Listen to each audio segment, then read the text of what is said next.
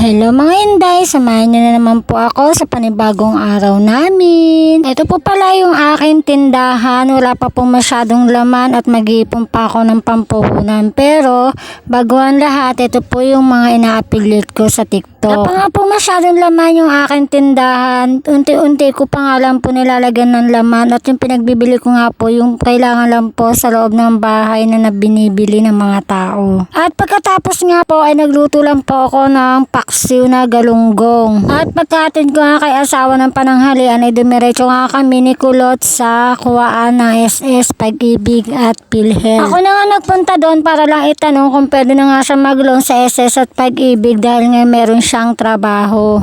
Malapit lang din naman to sa amin, lalakarin mo lang to pero madadaanan mo nga dito yung playground at park. Sinama ko na nga si Kulot dahil wala nga magbabantay sa kanya at si kuya naman ay nasa school. Hindi nga maganda ang panahon ngayon, kaninang madaling araw ay medyo nga umaambon, ngayon nga po ay umaambon at mamaya ay aaraw nga po. Sa inyong mga lugar mga kainday, ganyan din ba yung panahon, hindi maganda, uulan at aaraw kaya minsan naman po ay kulimlim? Hindi ko nga alam kung meron bagyo kasi hindi naman po ako nanonood ng balita. At dinala ko na nga muna si Kulot dito sa playground. Hanggang dito na lang po yung aking mini vlog. Salamat po sa panonood.